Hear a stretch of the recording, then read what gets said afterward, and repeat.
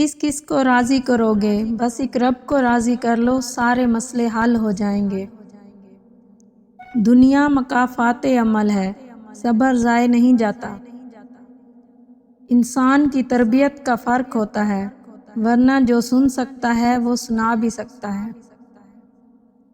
انسان گناہ کرنے کی وجہ سے جہنم میں نہیں جاتا، بلکہ گناہ پر مطمئن رہنے اور توبہ نہ کرنے کی وجہ سے جہنم میں جاتا ہے۔ کچھ نیکیاں ایسی بھی ہونی چاہیے جن کا اللہ کے سوا کوئی گواہ نہ ہو۔ جب کسی کم ظرف پر احسان کرو تو اس کے شر سے بچو۔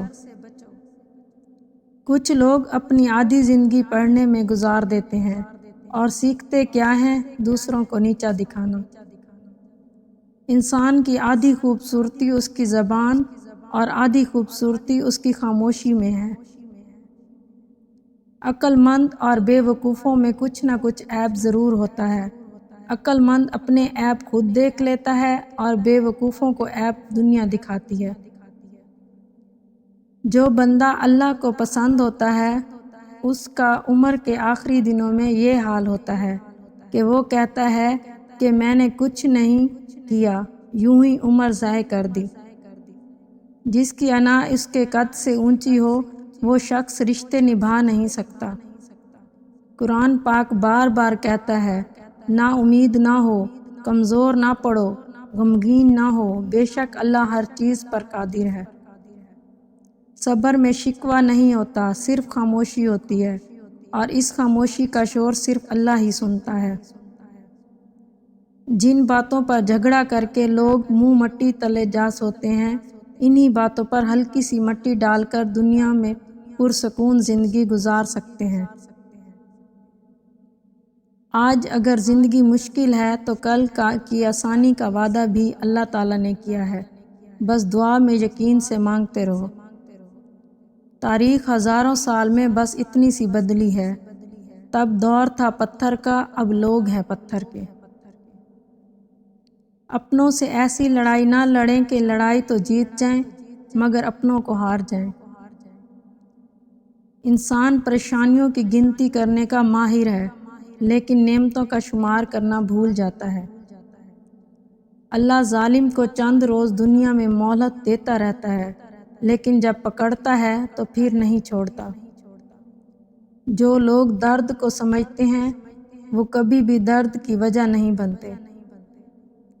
کسی کو ذلیل کرنے سے پہلے خود ذلیل ہونے کے لیے تیار رہیں، کیونکہ اللہ کا ترازو صرف انصاف تولتا ہے۔ لوگوں کو پرکھنا چھوڑ دو، کیونکہ تم نہیں جانتے کوئی اپنے اندر کیسی جنگ لڑ رہا ہے۔ اگر آپ کا گھر اپنے سکون کا باعث نہ بنے تو سمجھ لینا کہ توبہ کا وقت آ گیا ہے۔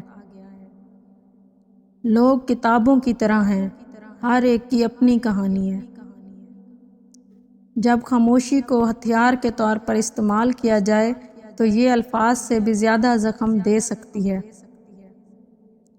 بڑا بننے سے پہلے چھوٹا بنو، کیونکہ بڑی بڑی عمارتوں کی بنیاد چھوٹی چھوٹی اینٹوں سے بنی ہوتی ہے۔ تم اس دنیا میں رہتی نہیں، بلکہ تم اس دنیا سے گزر رہے ہو۔ کردار ایک ایسا ہیرا ہے جو ہر پتھر کو کاٹ سکتا ہے۔ اللہ کی راہ میں کوشش کرو اور کبھی پیچھے نہ ہٹو، کیونکہ اللہ نے تم سے کوشش مانگی ہے، نتیجہ نہیں۔ برے سلوک کا بہترین جواب اچھا سلوک اور جہالت کا بہترین جواب خاموشی ہے۔ وقت اچھا ہو یا برا، اللہ کبھی بھی کسی کا ساتھ نہیں چھوڑتا۔ اگر تم غلطیاں نہیں کرو گے تو کیسے پتہ چلے گا کہ کون تمہارے گرنے کا انتظار کر رہا ہے؟ جن گھروں میں اللہ کا ذکر ہوتا ہے وہاں سکون، محبت اور برکت نظر آتی ہے۔ جو لوگ دوسروں کی خوشی میں خوش ہوتے ہیں ان کی خوشی میں کبھی کمی نہیں آتی۔ مقدر اتنی بار بدلتا ہے جتنی بار بندہ اللہ پاک سے رجوع کرتا ہے۔ انسان کے جسم کا سب سے خوبصورت حصہ دل ہے، اور اگر یہی صاف نہ ہو تو چمکتا چہرہ کسی کام کا نہیں۔ دنیا میں سب سے تیز رفتار چیز دعا ہے، جو دل سے زبان تک پہنچنے سے پہلے اللہ کے پاس پہنچ جاتی ہے۔ جب کوئی دل دکھائے تو چپ رہنا بہتر ہوتا ہے، کیونکہ جنہیں ہم جواب نہیں دیتے انہیں پھر وقت جواب دیتا ہے۔ کائنات میں کوئی اتنی شدت سے کسی کا انتظار نہیں کرتا جتنا اللہ اپنے بندے کی توبہ کا کرتا ہے۔ جب عبادت سکون دینے لگے تو سمجھ جاؤ کہ اللہ تم سے راضی ہے۔ جب درد بڑھنے لگے اور کچھ بھی سمجھ نہ آئے تو اپنے رب کی طرف چلے جاؤ، کیونکہ دلوں کو سکون اس کی یاد میں ہے۔ زندگی تب خوبصورت لگتی ہے جب کسی کے چہرے پر مسکراہٹ ہو اور اس مسکراہٹ کی وجہ آپ ہو۔ جب تمہیں گناہ کے بعد ندامت ہو تو سمجھ لو کہ اللہ نہیں چاہتا کہ تم اس راہ پر چلو۔ اللہ کے آگے جھکو، اللہ کسی کے آگے جھکنے نہیں دے گا۔